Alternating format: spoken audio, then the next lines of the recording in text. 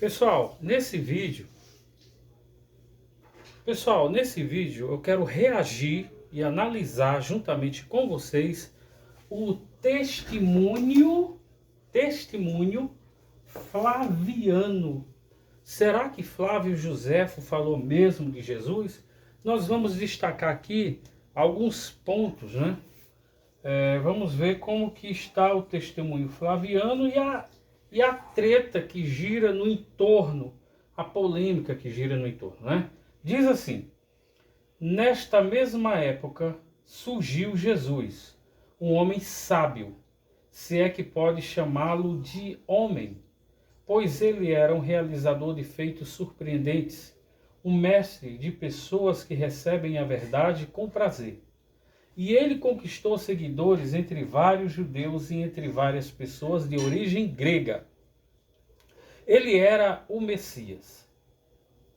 E quando Pilatos, devido a acusações feitas por líderes entre nós, o condenou à cruz, aqueles que o amavam antes não cessaram de amá-lo, pois ele apareceu diante dele no terceiro dia,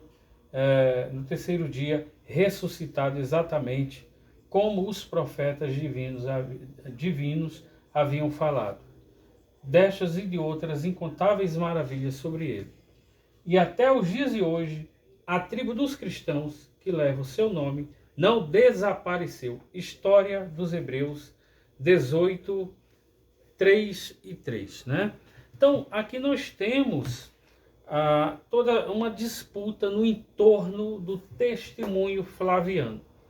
Será que Flávio Josefo falou mesmo de Jesus? Essas palavras são mesmo dele, né? Porque nós temos a maioria dos estudiosos que pairam uma dúvida. Por quê?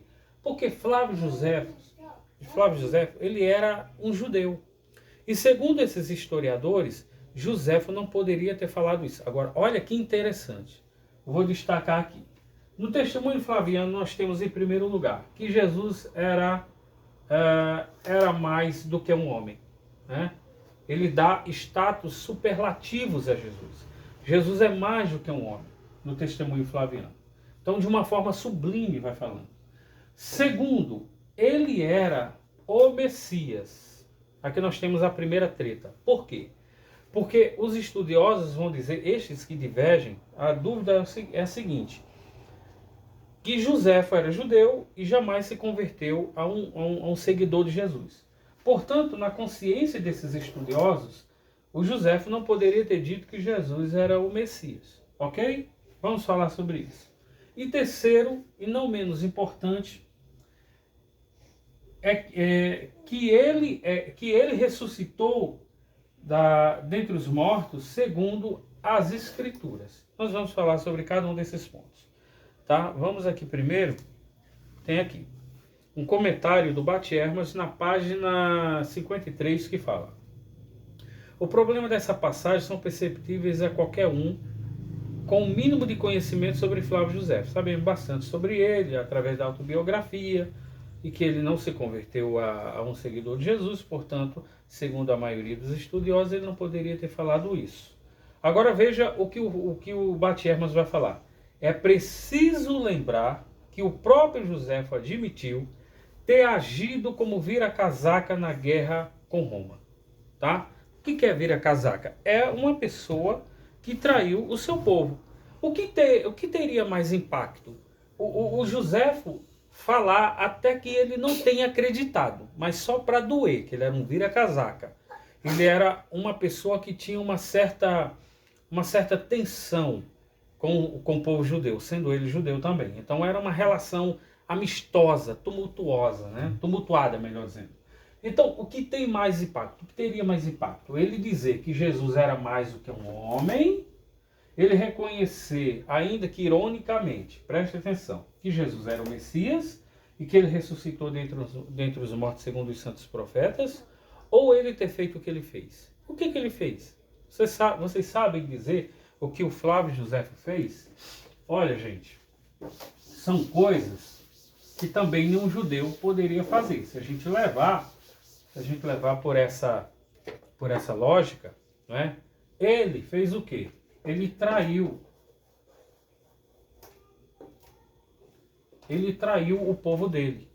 Ele levou os judeus à morte. Ele convenceu os judeus que estavam lutando ao lado dele contra Roma, quando eles foram lá cercados, a tirar lá, fazer um sorteio e se matarem. E depois ele também se mataria. Por sorte ou manipulação, ele pegou um dos últimos números, né? E ele ficaria com outro companheiro por último. Então, conclusão. Os outros judeus, ele convenceu que se matassem, ele convenceu o outro amigo a não se matar. Então nós temos aqui a primeira manifestação de um traidor, de um vira-casaca. Segundo, a destruição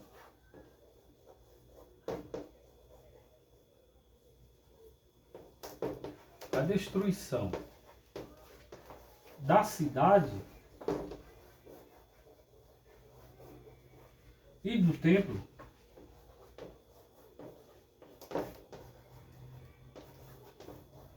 A destruição da cidade e do templo teve como guia ninguém mais, ninguém menos do que o Flávio Josefo.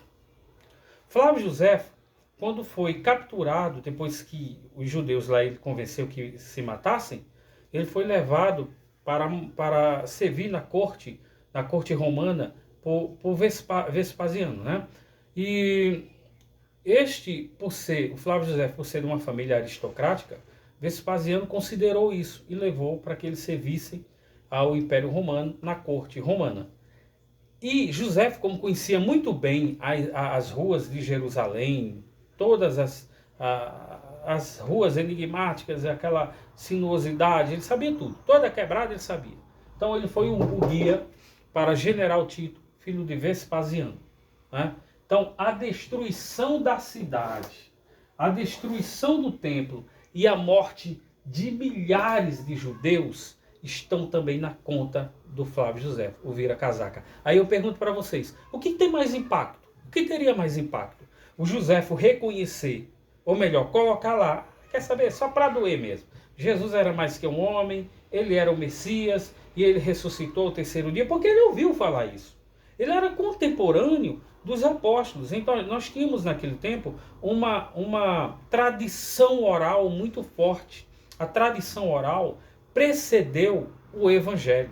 Antes dos evangelhos, nós tínhamos as memórias apostólicas que eram transmitidas de um para outro, discípulos, e aí vai até chegar a nós nos dias de hoje. Era a tradição oral, ok? Então, qual a sua opinião? Eu fico com a opinião do Batiernos, que ele era o José, um vira-casaca. Então, ele falou de fato essas palavras aqui.